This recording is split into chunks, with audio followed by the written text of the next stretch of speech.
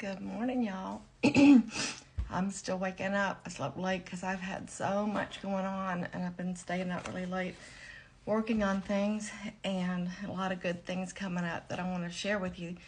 But this morning, I just wanted to say thank you to all the followers, all the people who post and share all of my posts and who follow me, my Quill Coterie, which is my email, personal, or intimate group that I have. You can join for free, by the way, on my website, authorcaseymitchell.com, but it has grown by over 50 people in just the last few weeks. So I feel like people are hearing about it and it has a lot of perks. You get every new release for the pre-sale, and then for 2 weeks after the launch, you get 15% off of signed books when you order them directly from me through my website. So that's one perk. Also, when you join, you get a free download of my very first book, The Tapestry of A. Taylor, which was hugely popular when it came out, and I'm gonna probably rebrand it next year so we can get some more attention to it. But you get that for free when you first join. It'll go directly to your inbox. You can download that, and I do an exclusive giveaway. Once every new release, you have a chance to, I send out a call of action of who would like this book for free, and everyone that answers, their name goes in the pot. That's only for my Quill Coterie people, so you have a much higher chance of winning than you do some of the social media schmivaways that we do, and I love those too. Speaking of, Mama D has a huge schmivaway right now, the biggest schmivaway I think I've done, except for the personal one that I did recently, but this one has both books.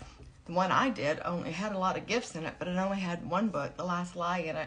But the one Mama D's doing, the Schmivaways, has both books in the Last Safe House series. So you've got The Last Safe House and The Last Lie. And you might want to go ahead and try to win those or purchase them, because the third book comes out in January 16th, in fact.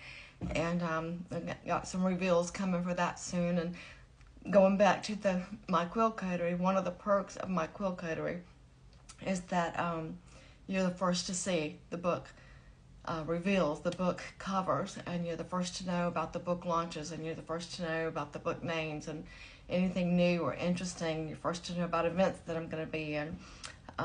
And I don't do a lot of events. I have some chronic health issues that keep me from traveling all over the country all the time. Not to mention that's extremely, hugely expensive. And as an indie author, we're not making millions of dollars out here, y'all. So we have to really budget and be careful of where we spend. I personally would rather put the little bit of money I have towards making my books as wonderful and perfect as they can be for y'all.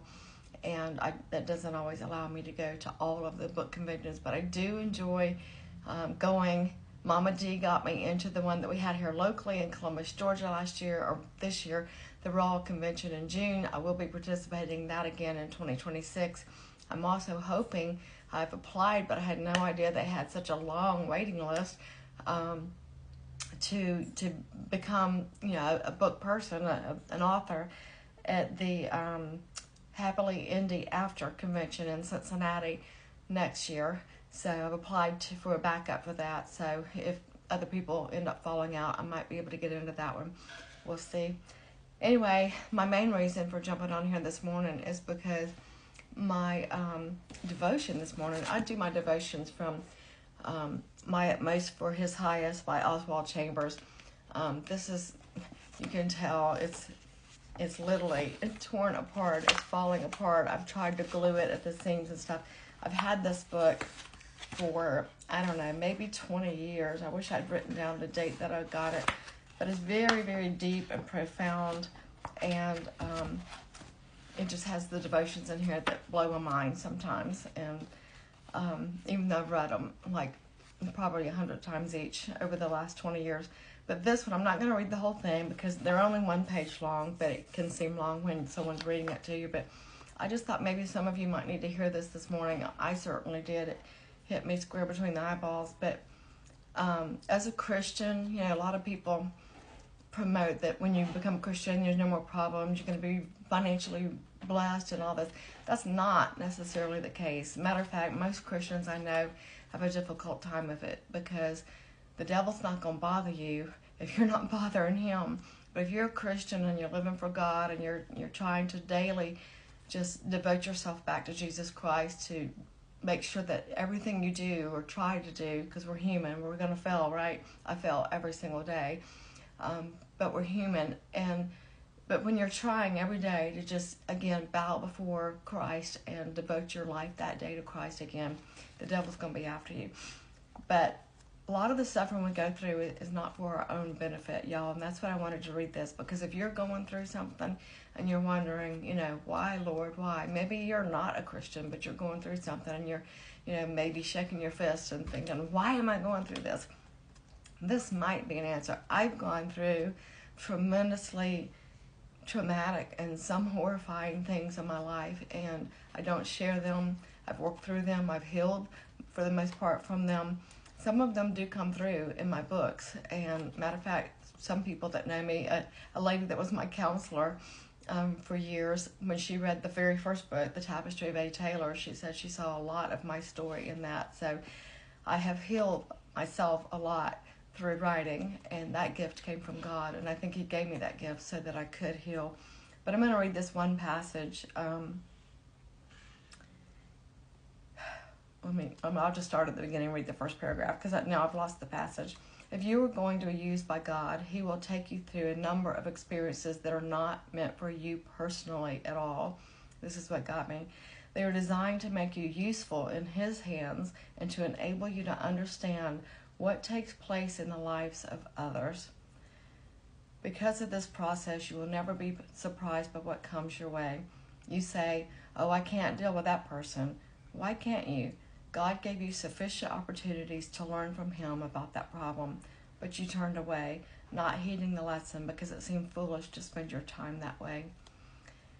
It goes on, and I wish maybe I should read it all, but I feel like if you're still listening, you're probably in the minority, because most of my videos don't even get out there, and I never do a 10-minute video. So this one's, I've covered a lot of ground. But the thing that got me in that is that sometimes our suffering is not for us. Sometimes it's for other people. I personally can attest to the fact that a lot of my suffering, that I really wondered why I was going through it. And y'all, I've had a problem with depression my entire life. And up until my brother committed suicide in 2011, I had an issue with thinking that was my way out. If it ever got so bad, that would be my way out. That was the option B on the table at all times. I thank God never used that. And but when my brother committed suicide, I realized from the other perspective of it what it does to those that it leaves behind. 2011, he passed away that way, and it still affects all of us involved. And so I wanted to never be that burden, to never cause that kind of hurt to the people that I love. And so when I heard about his, I said that option's off the table. No longer will I think that way. No longer will I reason that way when things are going bad for me. I'm not going to say, oh, well, if it gets bad, so bad I can't handle it, I'll just kill myself. Because I don't think that way anymore. And when I do start leaning in that direction, I immediately pray and say, God, this is not your will for my life. I know it's not, just like it wasn't His will for my brother's life. But we all have ways we deal with things, and usually that boils down to how we think about things. And the Bible does say, as a man thinketh, that is the way he is. So don't think that way. Don't allow yourself to think that way. Bring every thought captive. Sometimes the suffering you're going through is for other people's benefit. I truly believe that all the suffering I've gone through, a lot of it because of my own horrible, poor decisions I made in my life.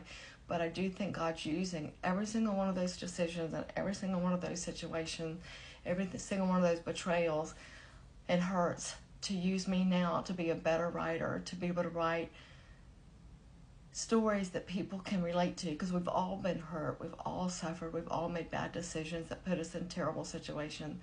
So my stories, I hope, resonate with you. I've heard from hundreds of readers how it resonated with them, that their suffering came through and was victorious.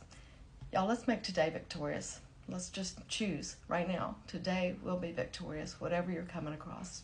God bless you.